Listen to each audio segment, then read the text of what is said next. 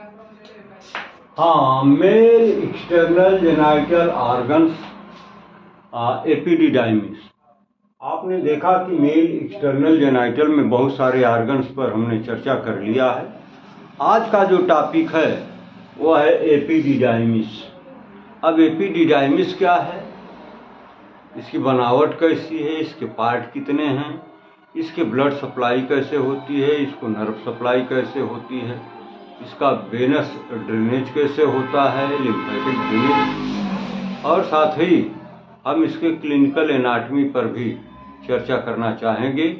तो आज के टॉपिक के ये एपिडिडाइमिस के जो मुख्य पॉइंट्स हैं वो क्या हैं, इसका इंट्रोडक्शन, पार्ट्स में हेड, बॉडी, टेल, फिर इसकी blood supply, nerve supply, venous drainage, lymphatic drainage और नर्व सप्लाई, क्लिनिकल एनाटमी। तो आइए हम शुरू करते हैं और चर्चा करते हैं कि व्हाट इज एपिडिडाइमिस। एपिडिडाइमिस क्या है? तो it is highly coiled tubular structure. It acts as a reservoir of spermatozoa. यह ट्यूब लाइक स्ट्रक्चर्स का एक कॉइल्ड ऑर्गन होता है जो स्पर्मेटोजोआ को स्टोर करने का काम करता है। यानी टेस्टिस से स्पर्मेटोजोआ, स्पर्म जब निकलता है तो कहाँ स्टोर होता है? वो होता है एपिडिडाइमिस में। एक लंबी ट्यूब होती है जिसमें पार्ट बताए गए हेड, बॉडी और टेल। यानी इसमें 3 पार्ट होते हैं जिनमें ये स्पर्म का स्टोरेज किया जाता है। तो आइए, हेड कौन सा पार्ट है, कैसे है, क्या है, इसकी बॉडी क्या है, टेल क्या है, इसके बारे में हम चर्चा करना चाहेंगे। तो हेड क्या है?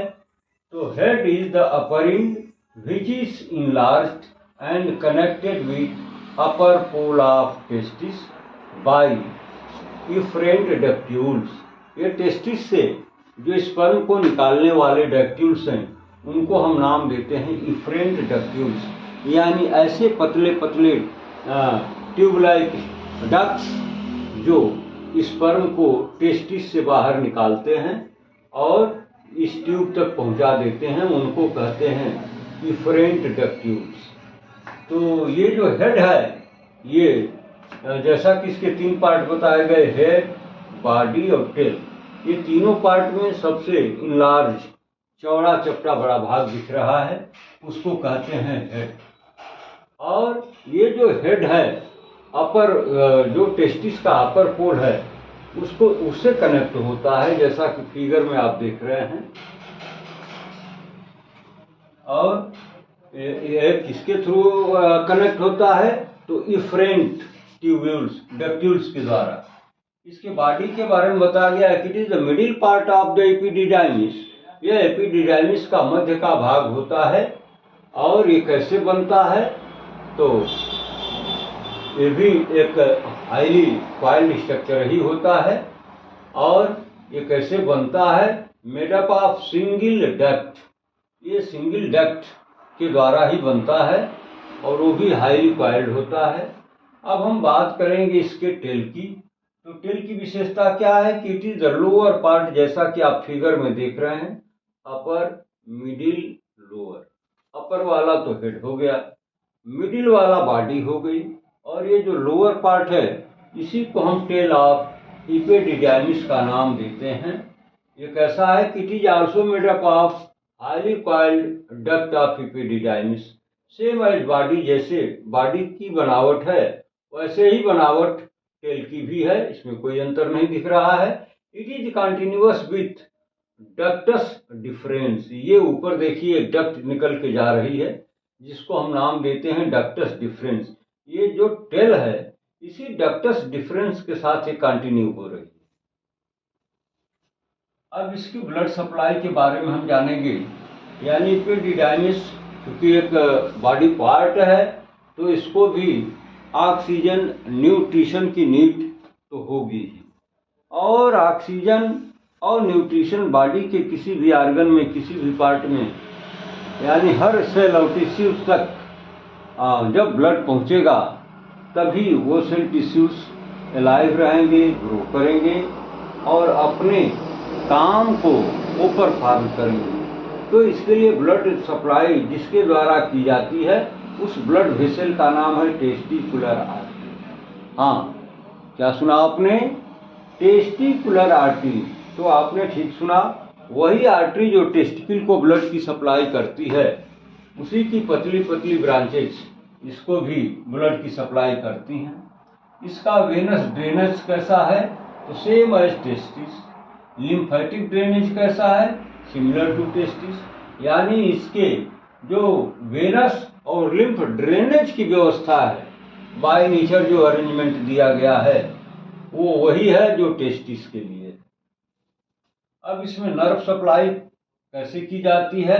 तो इसमें नर्व की सप्लाई सिंपैथेटिक नर्व के फाइबर्स के द्वारा होती है, जो T11 से लेकर के और L1, यानी बीच में एक T12 वही बाकी रह जाता है, यानी T11, T12 और L1 जो स्पाइनल कार्ड का सेगमेंट है, वहाँ से जो नर्व निकलती हैं, यानी T11, T12 और L1, इन्हीं के द्वारा इसको नर्व की सप्लाई की जाती है। अब इसके क्लिनिकल एनाटॉमी की बात हम करेंगे तो इसमें प्राय एक ही चीज कॉमन है, एपिडिडाइमिस, यानी एपिडिडाइमिस में इन्फ्लेमेशन का हो जाना। इसके अंदर इन्फ्लेमेशन कैसे हो जाता है? तो इसका मुख्य कारण बताया जाता है orchitis, tuberculosis, filariasis, gonococcal and other pyogenic infection. Orchitis क्या है? तो इन्फ्लेमेशन इन द टेस्टिस। जब टेस्टिस में इन्फ्लेमेशन, कोई इन्फेक्शन होगा तभी वहाँ पर इन्फ्लेमेशन होगा, और जब टेस्टिस में इन्फ्लेमेशन होगा तो उसी से रिलेटेड उसी के कंटिन्यूएशन में ये भी आर्गन है, तो इसमें भी इन्फ्लेमेशन की प्रॉब्लम होती है, जिसे हम एपिडिडाइमाइटिस के नाम से जानते हैं। तो इसका कारण क्या है? आर्काइटिस, यानी inflammation in the testis is responsible for the epididymitis. और ट्यूबरकुलोसिस, जैसे बॉडी के अदर पार्ट में ट्यूबरकुलोसिस की प्रॉब्लम हो सकती है, तो एपिडिडाइमिस में भी ट्यूबरकुलोसिस के इन्फेक्शन हो सकते हैं और ये ट्यूबरकुलोसिस से पीड़ित हो सकता है, अफेक्टेड हो सकता है। लेकिन इसका जो सबसे कॉमन काज देखने में आता है वो है फाइलेरियासिस। इससे प्राय लोग सफ़र करते हैं, पीड़ित होते हैं। फाइलेरिया के वजह से भी इसमें ये इन्फ्लेमेशन की कंडीशन बन जाती है। इसके अलावा गोनोकोकल, ये सिफिलिस गोनोरिया एक एसटीडी की प्रॉब्लम है, तो उसका अगर इन्फेक्शन हो जाता है, या फिर उसके अलावा और भी बहुत सारे ऐसे इन्फेक्शन हैं जो पायोजेनिक इन नेचर होते हैं, यानी जब वो इन्फेक्शन होगा तो यहाँ पर पस फॉर्मेशन होगा। तो यही सब कारण बताए जाते हैं किसके? एपिडिडाइमाइटिस के, यानी इन्फ्लेमेशन इन द एपिडिडाइमिस। तो ये कारण बताए जाते हैं इसके।